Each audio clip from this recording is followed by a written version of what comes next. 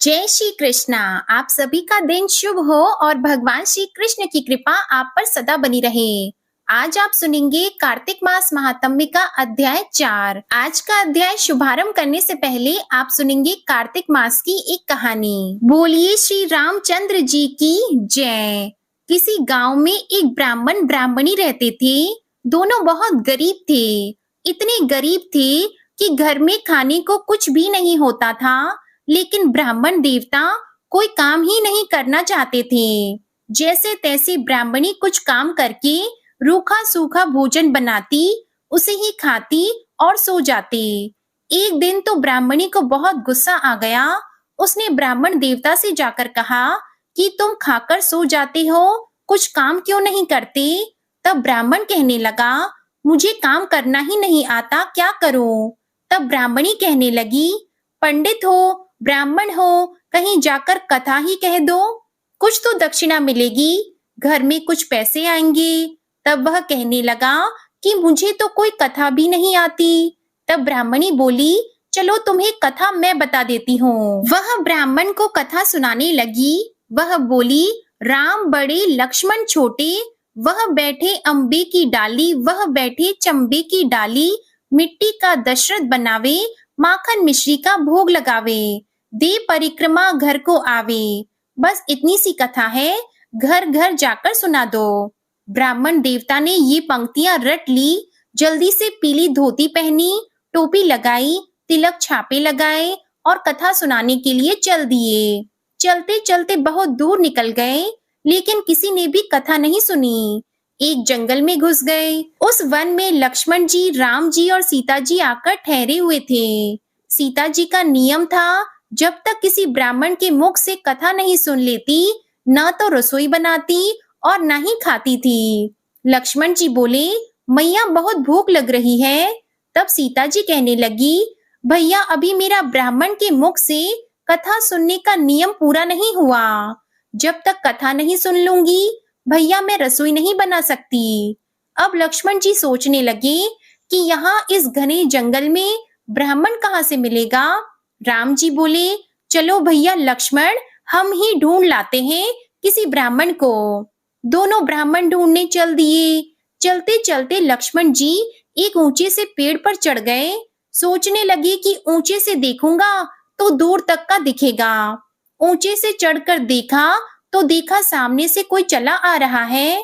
पीली धोती पहन रखी है, टोपी लगा रखी है, तिलक छापे लगा रखे हैं। तो सोचने लगे, देखने में तो ब्राह्मण लग रहा है। नीचे उतर कर आए और राम जी से बोले, भैया लगता है सामने से कोई ब्राह्मण आ रहा है। जब ब्राह्मण पास आ गए, तब लक्ष्मण जी पूछने लगे, भाई तुम कौन हो? वो कहने लगा, मैं पंडित हूँ, कथा सुनाने जा रहा हूँ। तब लक्ष्मण जी बोले, तुम हमारे साथ चलो, हमारी भाभी माँ को कथा सुना देना। ब्राह्मण बोला, कथा ऐसे नहीं सुनाऊंगा, दक्षिणा देनी पड़ेगी। लक्ष्मण जी बोले, भैया तुम चलो तो सही, हम तुम्हें दक्षिणा भी दे देंगे। ब्राह्मण उनके साथ चला गया। वहां जाकर देखा तो सीता जी बैठी थी। वहां जाकर कहने लगा, चावल ले आओ, पानी का लोटा ले आओ और घंटी ले आओ, मैं तुम्हें कथा सुना दूंगा। सीता माता चावल ले आई, पानी का लोटा लाई, घंटी ले आई और वह कथा सुनाने लगा। अब उसको कथा कहानी आती तो थी नहीं, पत्नी से सीख कर आया था, इसीलिए सब गड़बड़ हो गई। कथा सुनाने बैठा तो कहता क्या है, लक्ष्मण बड़े राम छोटे, वे बैठे अम्बे की डाली, वे बैठे चंबे की डाली, मिट्टी का दशरथ बनावे, माखन मिश्री का भोग लगावे, दे परिक्रमा घर को आवे। ब्राह्मण की कथा सुनकर राम जी तो लक्ष्मण जी से कहने लगे, भैया लक्ष्मण, इसने तो तुम्हें बड़ा बताया है, अब तो दक्षिणा तुम्हें ही देनी पड़ेगी। लक्ष्मण जी बोले, राम भैया कैसी दक्षिणा, इसकी तो बुद्धि मलिन है, मूर्ख व्यक्ति है, कहीं राम से भी दुनिया में कोई बड़ा है। तब राम जी बोले, नहीं भैया, इसने तुम्हें बड़ा बताया है, कथा सुनाई है, तो दक्षिणा तो तुम्हें ही देनी पड़ेगी। अब राम जी की बात मानकर लक्ष्मण जी ने उसे एक हीरे की अंगूठी दे दी। अंगूठी लेकर वो चल दिया। बहुत खुश होता आ रहा था, मेरी तो गरीबी मिट गई, अब तो मुझे रोज रोज कथा सुनाने भी नहीं आना पड़ेगा। चलते चलते एक नदी आ गई। उसे प्यास लगी थी। उसने सोचा चलो थोड़ा पानी पी लूं। नदी में पानी पीने के लिए वो बैठ गया। पानी पीने के लिए जैसे ही नदी में हाथ डाला, वह अंगूठी हाथ से निकलकर नदी में बह गई। अब वो सिर पीटने लगा कि यह क्या हो गया। बड़ी मुश्किल से कुछ कमाई हुई थी, वह भी पानी में बह गई। खैर कोई बात नहीं, रोता पीटता वो अपने घर आ गया। ब्राह्मणी ने पूछा क्या लाए हो? वह बोला लाता तो बहुत कुछ, लेकिन सब नदी में बह गया। ऐसा कहकर उसने सारी बात ब्राह्मणी को बता दी। ब्राह्मणी बोली कोई बात नहीं, तुम कल फिर कथा सुनाने जाना।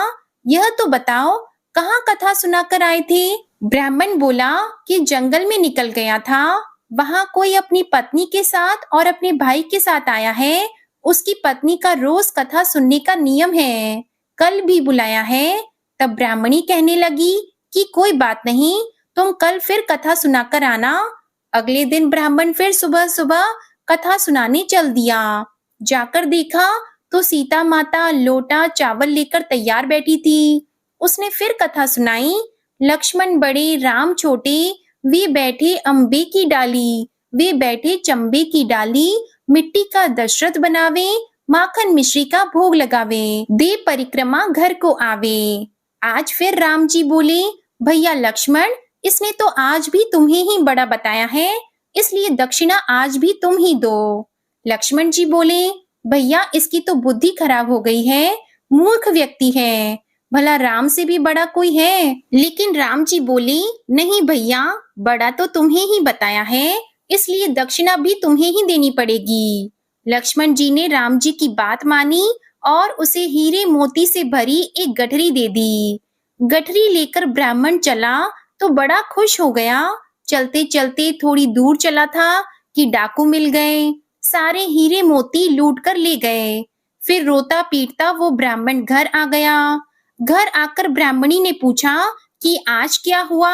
उसने सारी बात बता दी। अब तो ब्राह्मणी का माथा ठनका। उसने सोचा कहीं तो गड़बड़ है, रोज कमाई तो होती है लेकिन घर नहीं आती।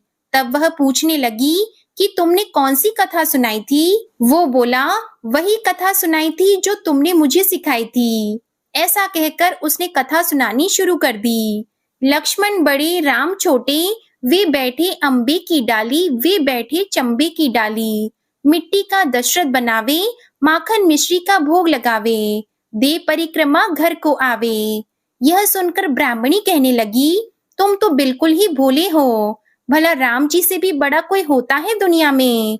अब कल जाओगे तो ठीक से बोलना कि राम बड़े लक्ष्मण छोटे। अगले दिन ब्राह्मण फिर गया तो देखा सीता माता चावल लोटा लेकर तैयार बैठी थी। उसने कथा सुनाई। आज उसने बिल्कुल ठीक कथा सुनाई। राम बड़े लक्ष्मण छोटे, वे बैठे अम्बे की डाली, वे बैठे चंबे की डाली, मिट्टी का दशरथ बनावे, माखन मिश्री का भोग लगावे, दे परिक्रमा घर को आवे। अब उसकी कथा सुनकर लक्ष्मण जी तो खुश हो गए और कहने लगे भैया आज तो इसे अकल आ गई, आज इसने आपको बड़ा बताया है, आज तो दक्षिणा आपको ही देनी पड़ेगी। अब राम जी मुस्कुराए, आगे आकर बोले भाई मेरे पास क्या है? कहते कहते अपने पैरों के नीचे से मिट्टी उठाई, उसकी एक पोटली बनाई और उस ब्राह्मण को दे दी। अब ब्राह्मण का माथा ठनका। वो कहने लगा दिया भी तो क्या, मिट्टी, और बड़बड़ करता घर आ गया। ब्राह्मणी को उल्टा सीधा बोलने लगा। रोज तो सोने चांदी हीरे मोती मिलते थे, आज यह मिट्टी मिली है। मिट्टी लेकर जो घर आया तो रास्ते पर बड़बड़ करता रहा। घर जाकर ब्राह्मणी पूछने लगी क्या बात है, गुस्से में बड़बड़ क्यों कर रहे हो? ब्राह्मण कहने लगा पूछो मत, मेरा दिमाग खराब है। वो बोली बताओ तो सही क्या हुआ? उसने सारी बात ब्राह्मणी को बता दी और कहा तूने जैसा कहा था आज वैसी कथा सुनाई, तो आज यह मिट्टी की पोटली मिली है। मिट्टी की पोटली लेकर ब्राह्मणी ने माथे से लगा ली। कहने लगी पति की पहली कमाई है। उसने थोड़ी सी मिट्टी अपने माथे पर लगाई, थोड़ी सी ब्राह्मण के माथे पर लगा दी। वह बोला क्या कर रही है, पागल हो गई है क्या? ब्राह्मणी बोली, नहीं पागल नहीं हुई हो, आज कम से कम तो तुम घर कुछ लेकर आए। रोज सोना चांदी हीरे मोती मिलते थे तो रास्ते में ही लुटा आते थे। आज मिट्टी मिली, कम से कम घर तो आई, इसे कुछ तो होगा, और कुछ नहीं तो चूल्हा ही लीप लूंगी। ऐसा कहकर ब्राह्मणी ने थोड़ी सी मिट्टी से चूल्हा लीप लिया, थोड़ी सी मिट्टी पानी में मिलाई, पूरे घर में छींटा मार दिया और बाकी बची मिट्टी को पति की पहली कमाई समझकर मंदिर में रख आई। रात को दोनों सो गए। अगले दिन सुबह उठकर देखते हैं तो पूरा घर जगमग हुआ था। हीरे मोती के ढेर लगे पड़े थे, अन्न धन के भंडारे भरे पड़े थे, पूरे घर में धन ही धन हो गया था। ब्राह्मण की तो सातों जन्मों की गरीबी दूर हो गई। अब ब्राह्मण की समझ में आ गया कि राम बड़े और लक्ष्मण छोटे, यह तो राम जी का ही चमत्कार है। मिट्टी को भी हाथ लगाया तो सोना चांदी हीरे मोती बन गए। बोलो सीता माता की जय, श्री रामचंद्र जी की जय। जय श्री राम, जय श्री राम, जय कार्तिक मास की। अब सुनिए कार्तिक मास महात्म्य में आगे का अध्याय। शौनक आदि ऋषियों से श्री सूत जी महाराज ने कहा, ब्रह्मा जी से अब तक के 5 अध्यायों में विभक्त कथा सुनकर देवर्षि नारद जी गदगद हो गए। वे ब्रह्मा जी को प्रणाम करके विनम्र भाव से बोले, नारायण नारायण, हे पितामह, अब कृपा करके कार्तिक मास के महात्म्य का विस्तार पूर्वक वर्णन कीजिए। नारद जी के मुख से यह सुनकर श्री ब्रह्मा जी बोले, हे पुत्र, तुम तो बहुत ही उदार और सभी प्राणियों का भला चाहने वाले हो, इसलिए मृत्यु लोक के निवासियों के भले के निमित्त ऐसे ऐसे प्रश्न पूछ रहे हो। सुनो, आज मैं तुम्हें ऐसी कथा सुनाता हूँ जिसके पढ़ने और सुनने मात्र से ही समस्त पापों का नाश हो जाता है। अपनी बात को आगे बढ़ाते हुए श्री ब्रह्मा जी ने कहा, सुनो नारद, साधु संतों का सत्संग अति पावन और दुर्लभ होता है। यह सांसारिक भय को दूर कर देता है और ज्ञानी ध्यानियों को मोक्ष प्रदान करता है। जिसकी जैसी कामना होती है उसकी वह कामना भी पूरी हो जाती है। जिस तरह से गंगा जी पापों को धो देती है और सूर्य पापों को भस्म कर देता है, ठीक उसी प्रकार संत समागम पाप ताप और दीनता तीनों को ही नष्ट कर देता है। आधे क्षण का साधु समागम भी मोक्ष प्रदान करने वाला होता है। इतनी बात सुनकर तमाम ऋषि और मुनियों ने कहा कि हे सूत जी, अब आप कृपा करके कार्तिक मास महात्म्य का इतिहास और प्रसंग सुनाने की भी कृपा कीजिए। तब श्री सूत जी बोले, हे ऋषियों, एक समय चंद्र बदनी और कमल के समान कमल नयनी श्री सत्यभामा ने मन ही मन में विचार किया कि मैं धन्य हूँ जिसके पतिदेव स्वयं त्रिलोकीनाथ भगवान मधुसूदन हैं और वे 16,108 रानियों में सबसे बढ़कर मुझे ही प्रेम करते हैं। जिस कल्प वृक्ष की पृथ्वी पर बसने वाले प्राणी बात तक नहीं जानते, वह कल्प वृक्ष स्वयं मेरे आंगन में लगा हुआ है। ऐसा विचार कर सत्यभामा ने एक दिन श्री कृष्ण भगवान से कहा, हे प्रभु, मैं आपसे एक बात पूछती हूँ। आशा है कि आप मेरे हित के लिए मेरी इन बातों का उत्तर देने की कृपा करेंगे। सत्यभामा की ये बातें सुनकर भगवान श्री कृष्ण सत्यभामा का हाथ पकड़कर कल्प वृक्ष के नीचे ले गए। भगवान ने कहा, हे सत्यभामा, मैं अपनी सभी रानियों में तुम्हें ही सबसे प्रिय मानता हूँ। मैंने तुम्हारे स्नेह के वश में सुरराज इंद्र से विरोध करके यह कल्प वृक्ष स्वर्ग से तुम्हारे आंगन में लगा दिया। मैं तुम्हारे लिए ना देने वाली अदेय वस्तु भी दे सकता हूँ और ना कहने वाली बात भी कह सकता हूँ। इसलिए अगर तुम मुझसे गुप्त से गुप्त बात भी पूछोगी तो भी मैं वह तुम्हें बता दूंगा। भगवान श्री कृष्ण की बात सुनकर सत्यभामा गदगद होकर बोली, हे स्वामी, अगर आप मुझसे इतने प्रसन्न हैं, तो मुझे यह भी बताने की कृपा कीजिए कि मैंने पूर्व जन्म में ऐसा क्या शुभ कार्य किया था जिससे मुझे आपकी अर्धांगिनी बनने का सौभाग्य प्राप्त हुआ और आपके साथ गरुड़ पर बैठकर ब्रह्मलोक और इंद्रलोक में आने का सुअवसर भी मुझे मिल गया। हे नाथ, पूर्व जन्म में मैं कौन थी और किसकी कन्या थी, सो आप मुझे विस्तार पूर्वक सुनाने की कृपा कीजिए। सत्यभामा की यह बात सुनकर भगवान श्री कृष्ण मुस्कुराकर बोले, हे सत्यभामा, मैं तुम्हें समस्त वृतांत विस्तार पूर्वक सुनाता हूँ, तुम एकाग्रचित होकर सुनो। सत्य युग के अंत में मायापुर नगर के अत्रि कुल में देव शर्मा नामक 4 वेदों, 6 शास्त्रों और 18 पुराणों की ज्ञाता एक ब्राह्मण रहा करता था।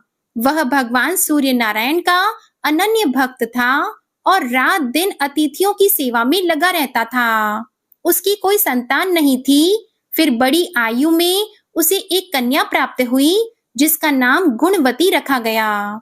देव शर्मा ने अपने एक शिष्य जिसका नाम चंद्र प्रकाश था, उसके साथ अपनी कन्या गुणवती का विवाह कर दिया। चंद्र प्रकाश अपने ससुर की पिता के समान सेवा किया करता था। एक दिन देव शर्मा अपने दामाद को साथ लेकर लकड़ियां काटने वन को गया। वन में उन्होंने इधर उधर फिरते हुए एक महाभयानक राक्षस को देखा।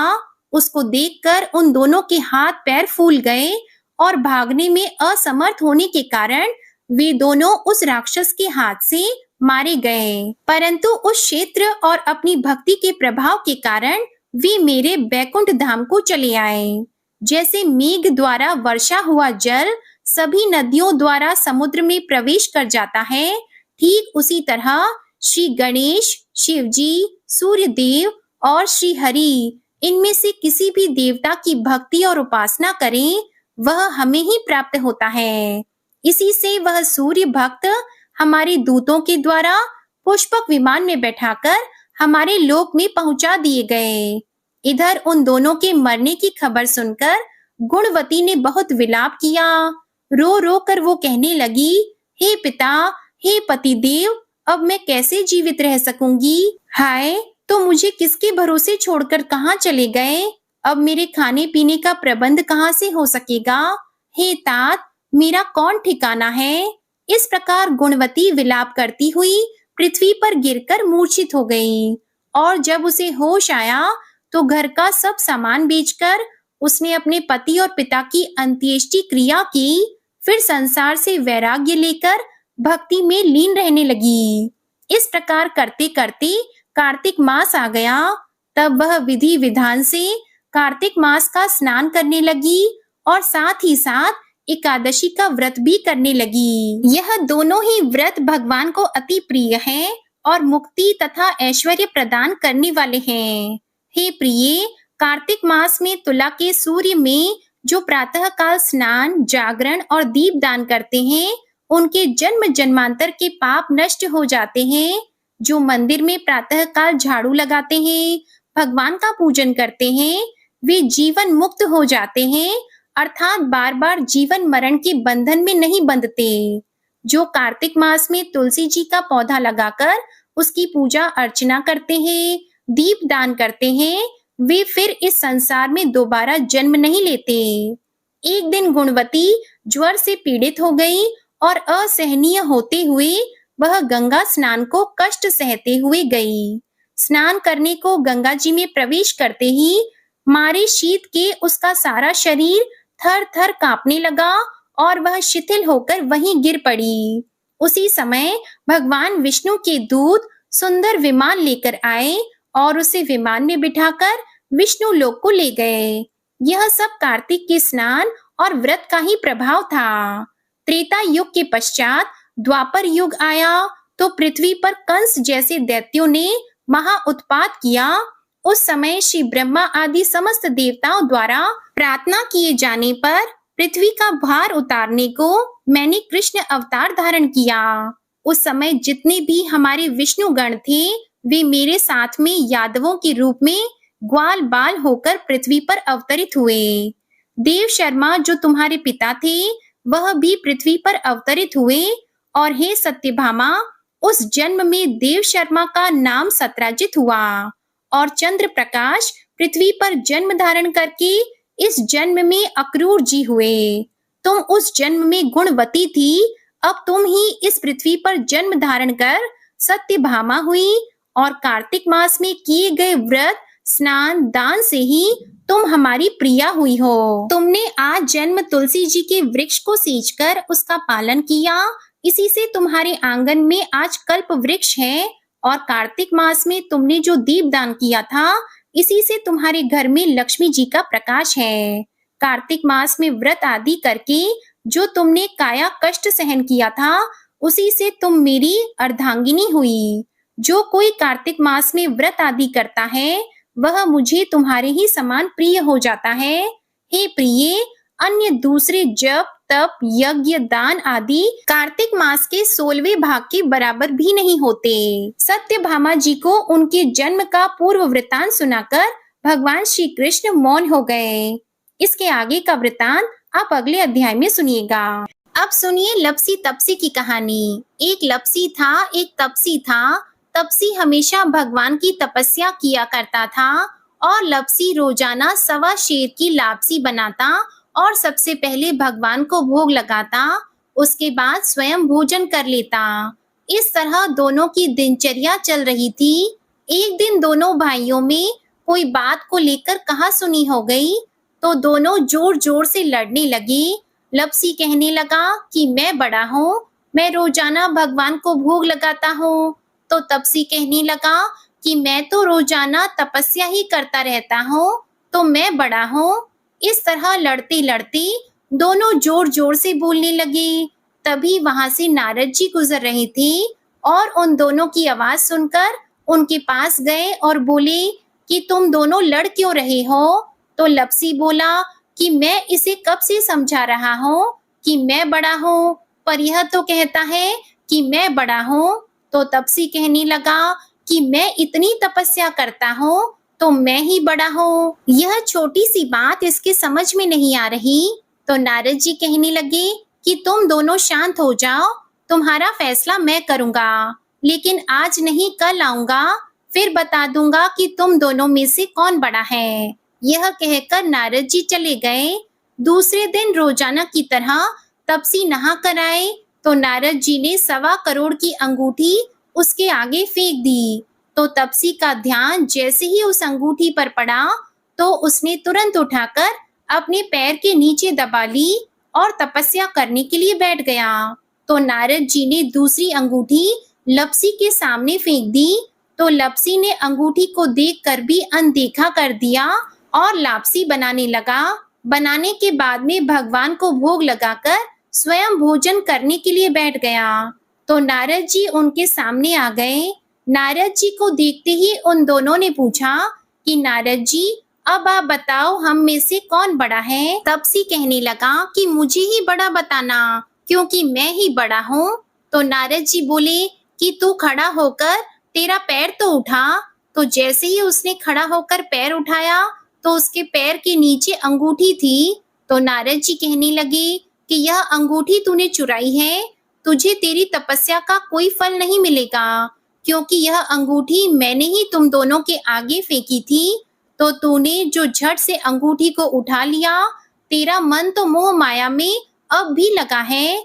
लपसी ने तो अंगूठी को देखकर भी अनदेखा कर दिया और अपनी रोजाना की भक्ति करने लगा। जो लपसी रोजाना करता है, वह भी एक भक्ति है, और मेरा फैसला यह है कि लपसी ही सबसे बड़ा है।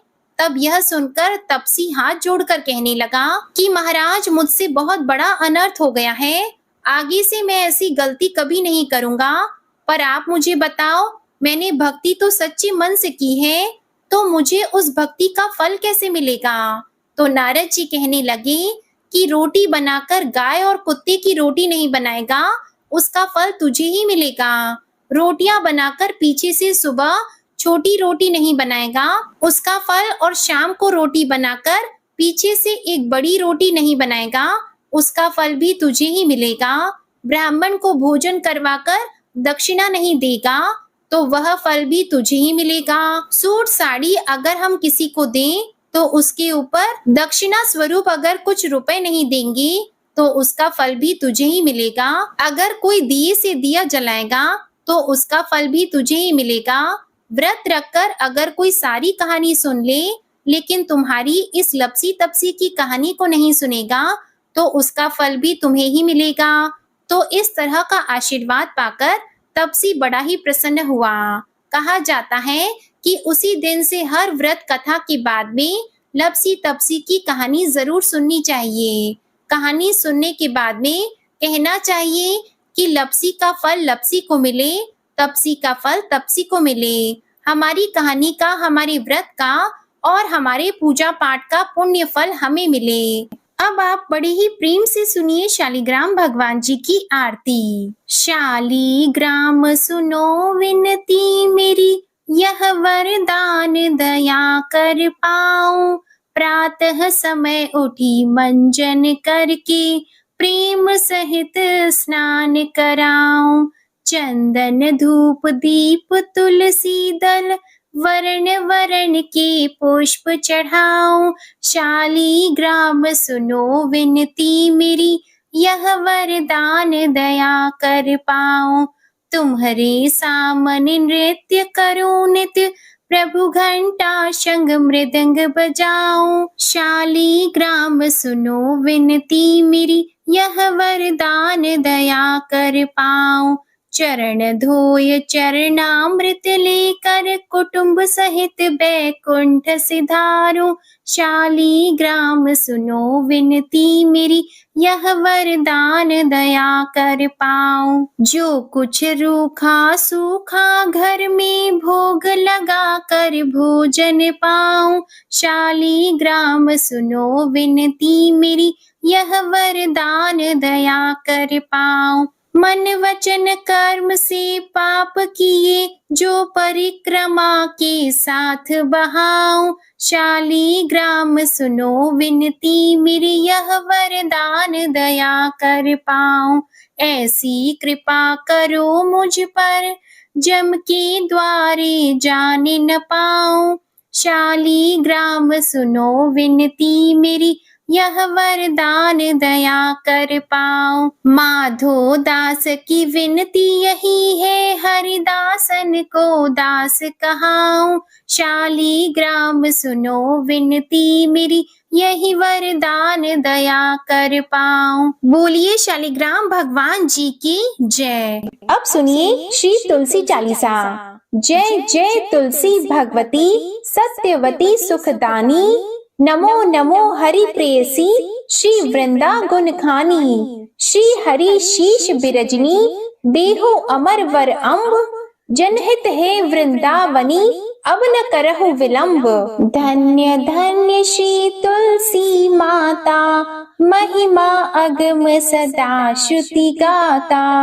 हरि के प्राण हो से तुम प्यारी, हरि ही हेतु कीन हो तप भारी। जब प्रसन्न है दर्शन दीन हो, तब कर जोरी विनय उस कीन हो। हे भगवंत कंत मम होहु, दीन जानी जन छाड़हु छोहु। सुन लक्ष्मी तुलसी की बानी, दीन हो शाप कद पर आनी। उस अयोग्य वर मांगन हारी, हो विटप तुम जड़ तनुधारी। सुनी तुलसी शप्यो तेहि ठामा, करहु वास तुहु नीचन धामा।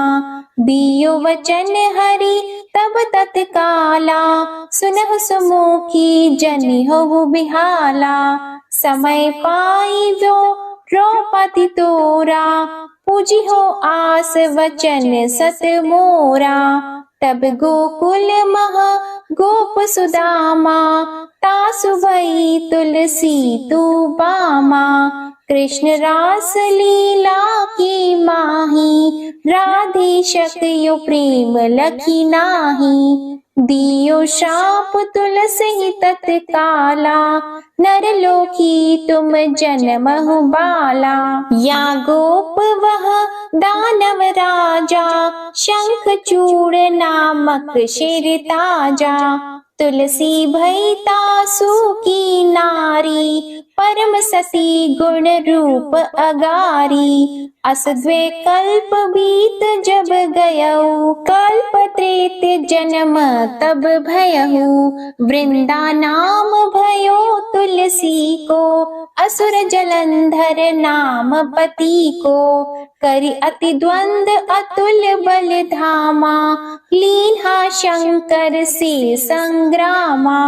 अब निज सैन्य सहित शिव हारे, मरहि न तब हर हरि ही पुकारे। पतिव्रता वृंदा थी नारी, को न सके पति ही संहारी। तब जलंधर ही भेष बनाई, वृंदा ठिग हरि पहुँचियो जाई।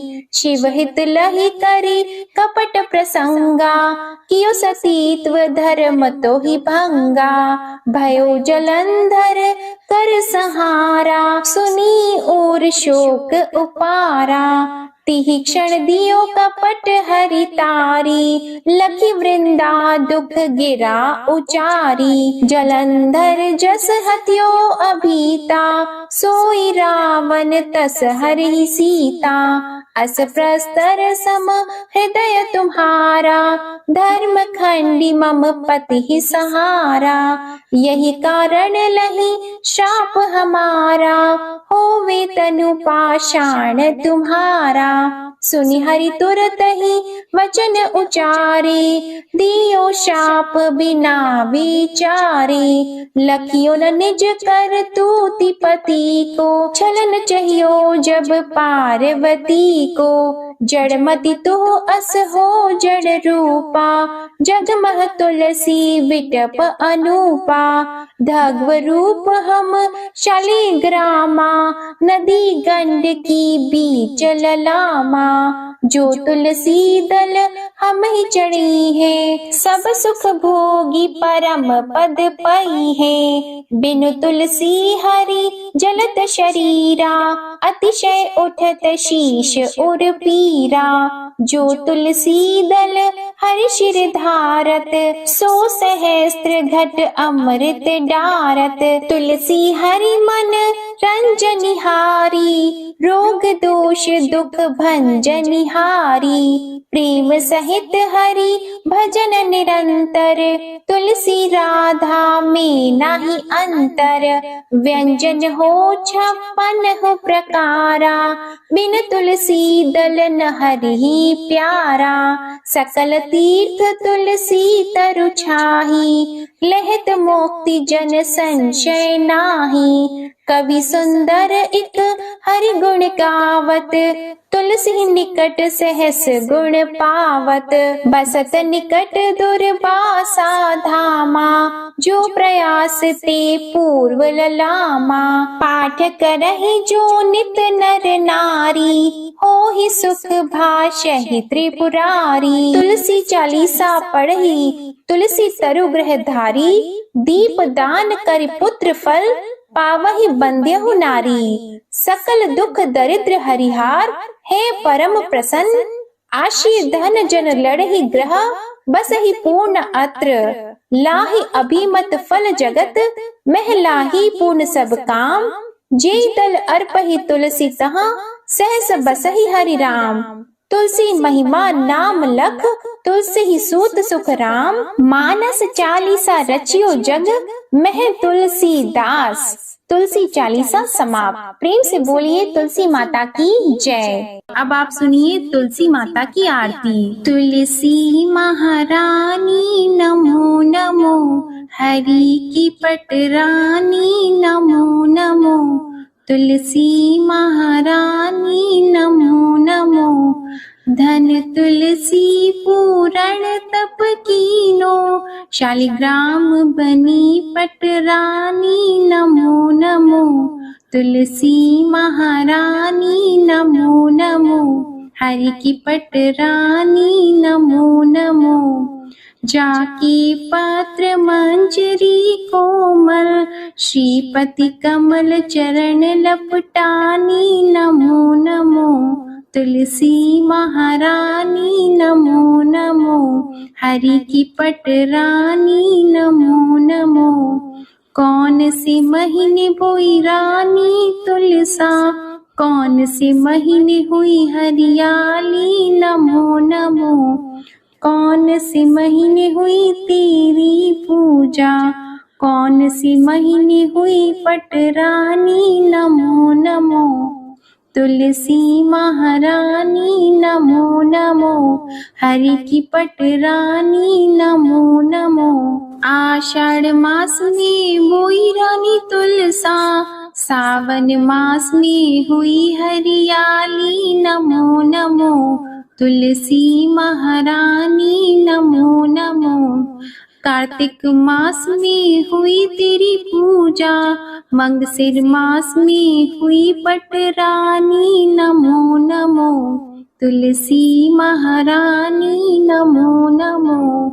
धूप दीप नैवेद्य आरती, पुष्पन की वर्षा बरसानी, नमो नमो तुलसी महारानी, नमो नमो। 56 भोग 3600 व्यंजन, बिन तुलसा हरि एक न मानी, नमो नमो तुलसी महारानी, नमो नमो। जो तुलसी को सवेरे गाए, श्री कृष्ण के दर्शन पाए, नमो नमो तुलसी महारानी, नमो नमो। जो तुलसी को दोपहर में गाए, खीर खांड का भोग लगाए, नमो नमो तुलसी महारानी, नमो नमो। जो तुलसी को सांझ को गाए, श्री कृष्ण की आरती उतारे, नमो नमो तुलसी महारानी, नमो नमो। जो तुलसी को रात को गाए, श्री कृष्ण के चरण दबाए, नमो नमो तुलसी महारानी, नमो नमो। सभी सखी मैया तेरो यश गावे, भक्ति दान दीजिए महारानी, नमो नमो तुलसी महारानी, नमो नमो तुलसी महारानी, नमो नमो हरि की पटरानी, नमो नमो। प्रेम से बोलिए श्री तुलसी माता की जय। भगवान श्री विष्णु जी की जय। शालिग्राम भगवान जी की जय। आप सभी को आज की कथा और वीडियो में आनंद आया हो तो वीडियो को लाइक जरूर कीजिएगा। कमेंट में भगवान विष्णु जी, माता तुलसी जी और भगवान शालिग्राम जी की जय जरूर लिखिएगा और चैनल को भी सब्सक्राइब करिएगा। जय जय श्री राधे कृष्णा।